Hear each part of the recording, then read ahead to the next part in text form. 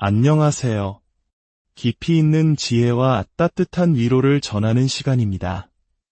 오늘 우리는 성경 속 한 구절을 통해 우리 삶의 가장 작은 순간들 속에 숨겨진 위대한 가능성에 대해 이야기 나누고자 합니다.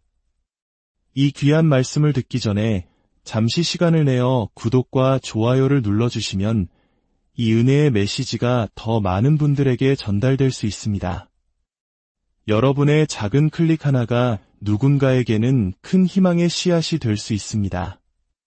여러분의 삶에 하나님의 축복이 가득하기를 기도하며 이제 시작하겠습니다. 성경 스가랴 4장을 함께 펼쳐보겠습니다. 스가랴 4장 1절입니다. 내게 말하던 천사가 다시 와서 나를 깨우니 마치 자는 사람이 깨어난 것 같더라. 그리고 5절입니다. 내게 말하는 천사가 대답하여 이르되 내가 이것들이 무엇인지 알지 못하느냐 하므로 내가 대답하되 내 주여 내가 알지 못하나이다 하니 6절. 아주 중요한 말씀입니다. 그가 내게 대답하여 이르되 여호와께서 스룹바벨에게 하신 말씀이 이러하니라. 만군의 여호와께서 말씀하시되 이는 힘으로 되지 아니하며 능력으로 되지 아니하고 오직 나의 영으로 되느니라. 7절입니다. 큰 산아 내가 무엇이냐 내가 스룹바벨 앞에서 평지가 되리라. 그가 머릿돌을 내놓을 때에 무리가 외치기를 은총이 그에게 있을지어다 하리라 하셨고 8절과 9절도 이어서 보겠습니다. 여호와의 말씀이 또 내게 임하여 이르시되 스룹바벨의 손이 이 성전의 기초를 놓았은즉 그의 손이 또한 그 일을 마치리라 하셨나니. 그리고 오늘 메시지의 핵심 10절 말씀입니다. 작은 일의 날이라고 멸시하는 자가 누구냐. 이 말씀은 제 목회 여정뿐만 아니라 제 삶 전체에 깊은 울림을 준 구절입니다. 오늘 저는 이 놀라운 약속의 말씀에 담긴 의미를 여러분과 함께 나누고 싶습니다. 이야기의 배경은 이렇습니다. 스룹바벨은 바벨론 포로 생활에서 풀려나 파괴된 예루살렘 성전을 재건하라는 사명을 받은 지도자였습니다.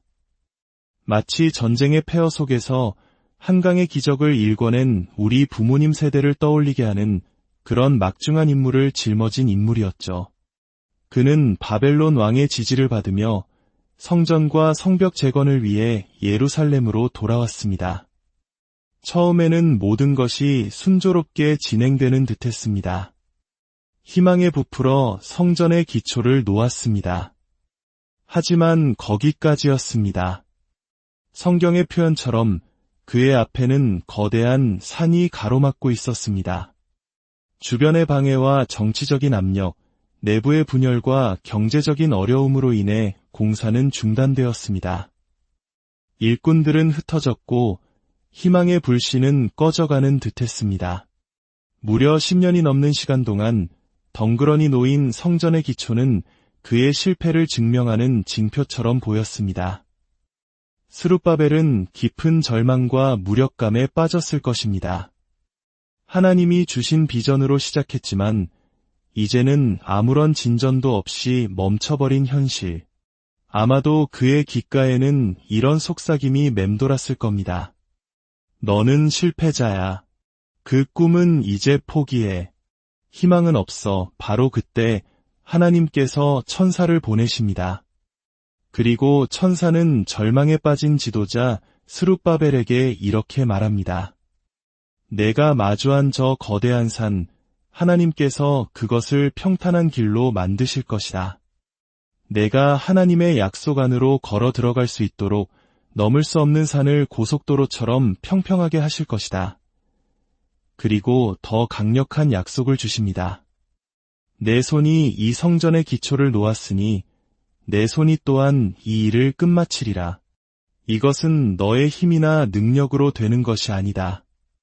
오직 나의 영, 성령으로 말미암아 이루어질 것이다. 그러니 작은 일의 날이라고 멸시하지 말아라. 천사는 아주 작고 사소해 보이는 것, 미미한 시작에 대해 이야기하고 있습니다. 그 작은 시작을 얕보지 마라. 내가 꿈꾸던 위대한 그림에 비해 지금의 모습이 아무리 초라해 보여도 그 시작을 경멸하지 마라. 여러분, 혹시 스룹바벨과 같은 딜레마에 빠져 있지는 않으신가요? 하나님이 주신 꿈을 향해 출발했지만 미완성인 채로 멈춰버린 프로젝트 앞에 서 있지는 않으신가요? 10년이라는 긴 시간 동안 아무런 변화도 진전도 보이지 않는 삶의 영역 때문에 낙심하고 있지는 않으신가요? 바로 그런 당신에게 오늘 천사가 작은 목소리로 속삭입니다. 이 모든 기적의 열쇠는 하나님께서 시작하신 그 작고 사소한 부분을 멸시하지 않는 데에 있다고 말입니다. 하나님은 시작하시는 분이시며 또한 완성하시는 분이십니다. 하나님은 결코 당신의 삶을 지금 이대로 미완성인 채로 내버려두지 않으실 것입니다. 하나님은 거창하고 화려하게 시작하시는 경우가 드뭅니다. 그분은 작은 시작의 가치를 아는 사람들을 찾으십니다. 하나님께서 당신을 부르셨고 비전을 주셨고 일을 시작하게 하셨습니다. 그런데 지금 당신은 낙심하고 있습니다. 바로 그때 천사가 찾아옵니다. 어쩌면 오늘 이 메시지가 당신을 위한 천사의 속삭임일지도 모릅니다. 천사는 스룹바벨에게 묻습니다. 내 손에 무엇이 있느냐? 그는 대답합니다. 다림줄 하나뿐입니다.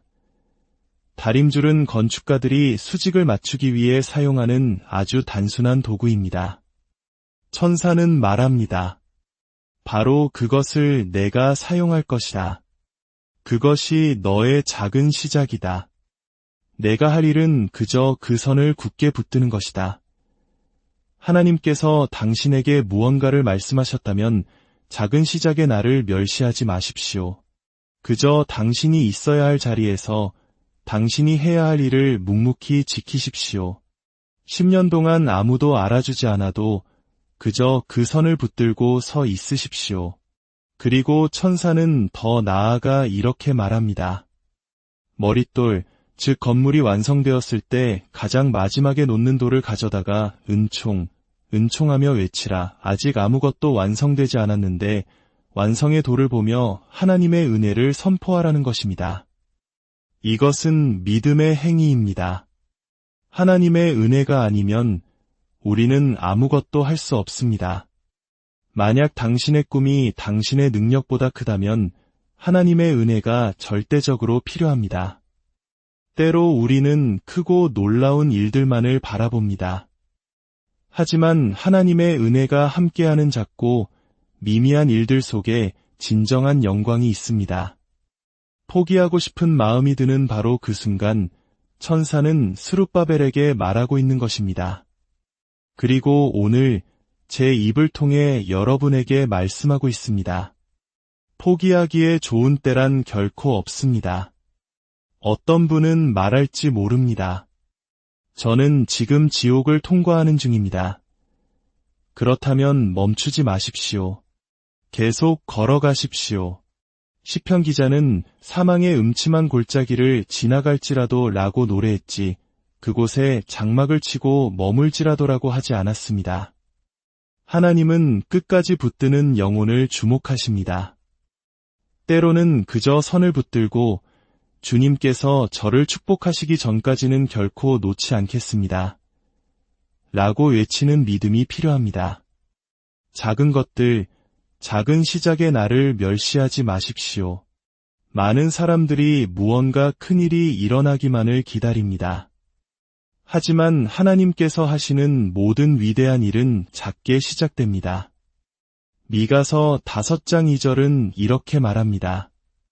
베들레헴 에브라다야 너는 유다 족속 중에 작을지라도 이스라엘을 다스릴 자가 내게서 내게로 나올 것이라. 작고 보잘것없는 마을 베들레헴을 향한 하나님의 위대한 계획이 있었습니다. 다윗 왕이 그곳에서 태어났고 훗날 구원자 예수 그리스도께서 그곳에서 태어나셨습니다. 만약 그들이 그 작은 시작을 멸시했다면 어떻게 되었을까요? 하나님의 손길이 닿으면 작은 것 안에 영광이 깃듭니다. 성경에는 이런 말도 있습니다. 나사렛에서 무슨 선한 것이 날 수 있느냐? 나사렛은 당시 이스라엘에서 가장 작고 무시당하던 동네였습니다. 사람들은 편견을 가졌습니다. 저런 낙후된 동네에서, 저런 문제 많은 가정에서, 저런 변변찮은 환경에서 무슨 선한 것이 나오겠어? 하지만 기억하십시오. 작은 일에 나를 멸시하지 마십시오. 작지만 그 안에는 폭발적인 잠재력이 담겨 있습니다. 멸시하다라는 단어는 과소평가하다라는 의미를 가집니다. 당신이 처한 현재의 상황을 과소평가하지 마십시오. 요셉은 이 교훈을 온몸으로 배웠습니다. 형제들에게 배신당해 구덩이에 던져지고 이집트의 노예로 팔려갔을 때도 그는 작은 일에 나를 멸시하지 않았습니다. 보디발의 집에서 노예로 일할 때 그는 최선을 다해 일했고 결국 그 집의 모든 것을 관리하는 총무가 되었습니다. 보디발의 아내의 모함으로 억울하게 감옥에 갇혔을 때도 그는 자신의 처지를 비관하지 않았습니다. 성경은 그가 감옥 안에서도 성실했고 결국 간수장이 감옥의 모든 재반 사무를 요셉에게 맡겼다고 기록합니다. 그는 자신이 있는 곳이 어디든 그곳에서 꽃을 피웠습니다. 큰 기회만을 기다리며 현재를 낭비하지 마십시오. 만약 당신이 지금 감옥과 같은 상황에 있다면 그곳에서 최선을 다하십시오. 하나님은 당신이 어디에 있는지 알고 계십니다. 하나님이 시작하신 일은 그분께서 반드시 마치실 것입니다. 17년이라는 억울한 세월이 흐른 뒤 하나님은 말씀하셨습니다.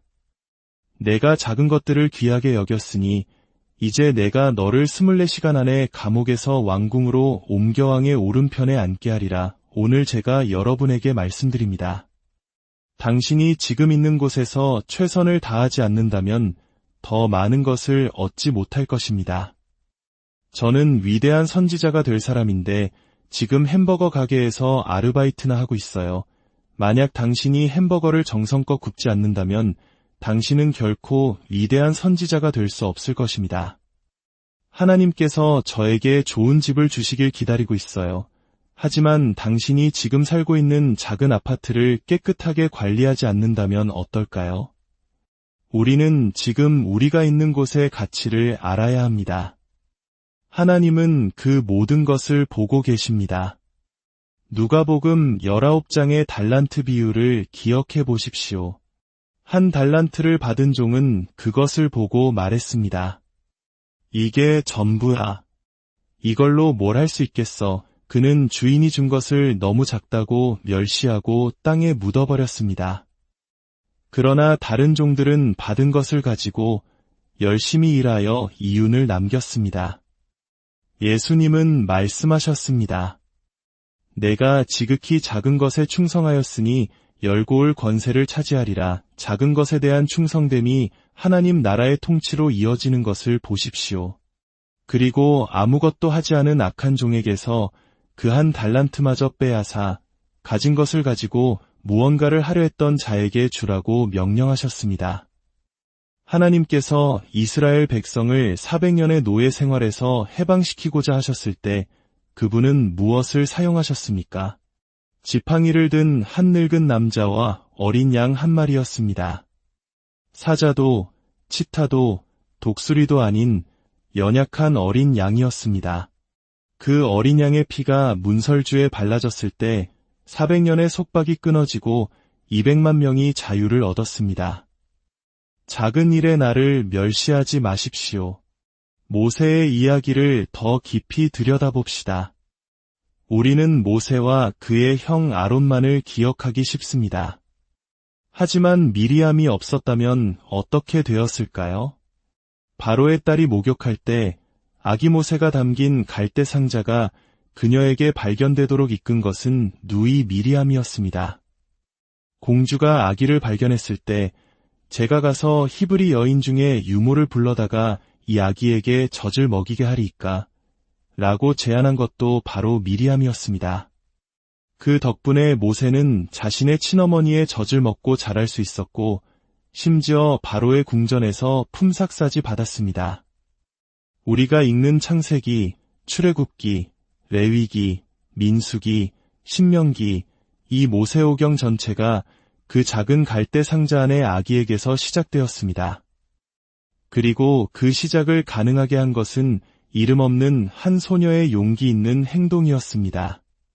작은 일에 나를 멸시하지 마십시오. 사무엘이 이새의 집에 가서 이스라엘의 다음 왕에게 기름을 부으려 할 때 이새는 7 아들을 모두 데려왔지만 막내 다윗은 들에 남겨두었습니다. 그의 눈에 다윗은 너무 어리고 보잘것없어 보였기 때문입니다. 하지만 하나님은 시편 78편에서 이렇게 말씀하십니다.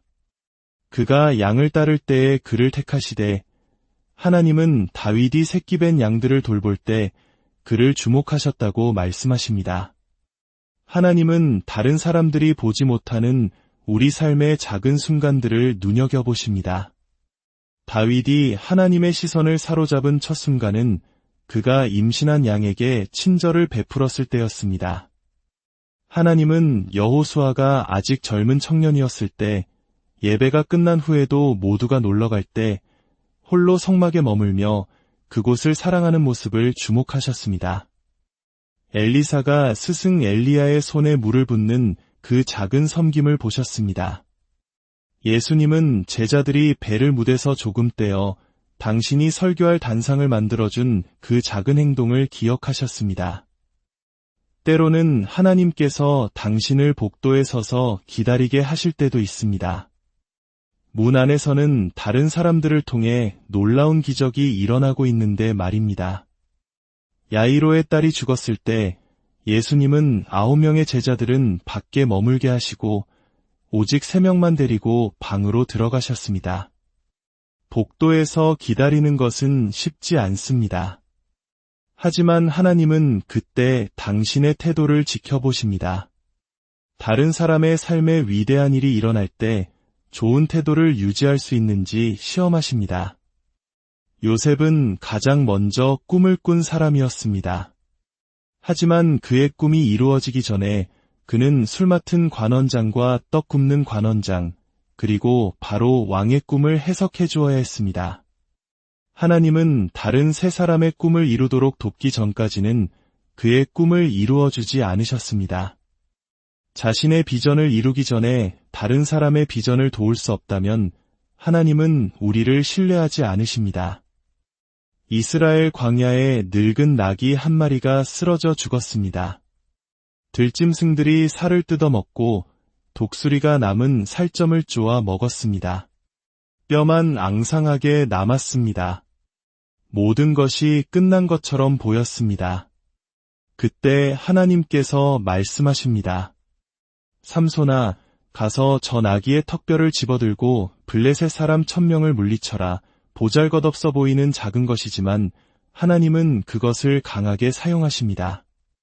때로 하나님은 우리를 아주 이상한 곳, 소망 없는 곳에 데려다 놓으시고 말씀하십니다. 여기서 시작해라. 에스겔을 마른 뼈들이 가득한 골짜기에 데려가시고 말씀하셨습니다. 이곳에서 부흥을 일으켜라. 하나님은 당신의 열정, 기도, 땀과 눈물을 보고 싶어 하십니다. 캘리포니아에 살던 한 부부의 실화입니다. 그들은 이웃들과 함께 뒷산에서 버섯을 따와 버섯 파티를 열었습니다. 버섯 오믈렛, 버섯 수프, 버섯 전골 등 푸짐한 저녁 식사를 즐겼습니다. 식사가 끝난 후 남은 음식 찌꺼기를 부엌에 있던 애완 고양이에게 주었습니다. 잠시 후 부엌에 돌아와 보니 고양이가 냉장고 옆에 쓰러져 혀가 튀어나오고 배가 부풀어 오른 채 간신히 숨만 쉬고 있었습니다. 급히 동물병원에 전화하니 수의사가 말했습니다. 당신들이 딴 것은 식용버섯이 아니라 독버섯인 것 같습니다. 당신과 저녁 식사를 한 모든 손님들은 즉시 응급실로 가서 이세척을 받아야 합니다. 끔찍한 소식이었습니다. 그들은 모두 응급실로 달려가 끔찍한 고통 속에서 이세척을 받았습니다. 몇 시간 후 지친 몸을 이끌고 집에 돌아왔습니다. 아내는 곧장 침실로 향했고 남편은 뒷정리를 하러 부엌으로 갔습니다. 그런데 그곳에서 놀라운 광경을 목격했습니다.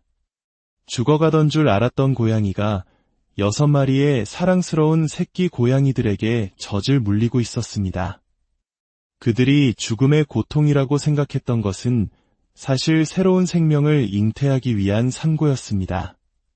지금 이 설교를 듣고 있는 분들 중에 누구를 위한 메시지인지 모르겠습니다. 하지만 당신의 상황을 잘못 판단하지 마십시오. 많은 경우 우리가 겪는 고통은 죽음의 고통처럼 보이지만 실제로는 새로운 탄생을 위한 진통일 수 있습니다. 그러니 작은 시작의 날을 멸시하지 마십시오. 지금 당신이 있는 바로 그곳에서 하나님은 당신을 축복하실 수 있습니다. 당신을 사용하실 수 있습니다. 당신을 보잘것없는 존재에서 그분의 영광을 위한 위대한 영향력의 사람으로 일으키실 수 있습니다. 엘리야가 기도했을 때 사람의 손만 한 작은 구름 조각이 떠올랐습니다. 그것이 전부였습니다. 하지만 하나님이 함께 하시면 작은 것이 큰 것이 됩니다. 당신이 믿음으로 그 작은 것에 반응할 때 하늘에서는 거대한 비가 쏟아지기 시작합니다. 먼저 믿음으로 들으십시오. 내가 많은 비소리를 듣나이다. 그리고 믿음으로 외치십시오. 은총, 은총. 포기하고 싶은 마음이 드는 분이 있다면 주님께서 제게 당신에게 전하라고 말씀하십니다. 그분은 작은 것들을 가져다가 당신이 구하거나 생각하는 모든 것에 더하여 넘치도록 풍성하게 하시는 하나님이십니다. 당신이 만약 지금 하나님과의 관계가 바로 서 있지 않다면 지금이 바로 당신의 제단으로 나아올 시간입니다. 당신의 가정과 삶에 어려움이 있다면 지금이 바로 주님께 나아올 시간입니다. 당신의 꿈이 시들어 죽어가는 것 같은 고통스러운 계절을 보내고 있다면 지금이 바로 그 시간입니다. 하나님은 당신이 포기하는 것을 원치 않으십니다.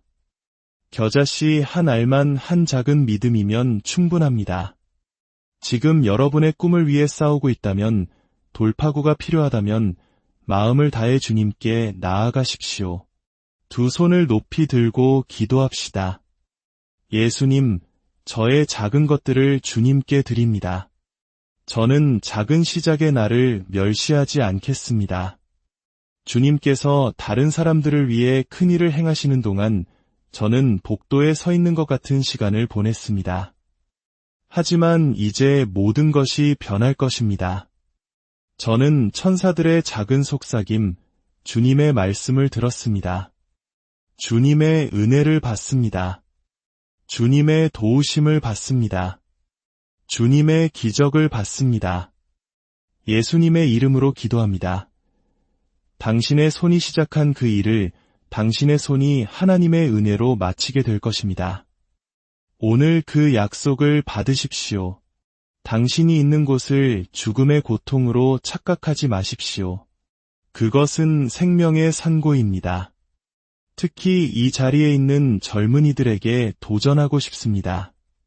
하나님께서 당신의 삶을 위한 그분의 꿈을 이식하실 것입니다. 당신의 목적은 당신이 결정하는 것이 아닙니다. 당신이 잉태되던 날, 당신 안에 이미 심겨 있었습니다. 하나님의 은혜가 당신에게 임하면 아무도 당신을 막을 수 없습니다.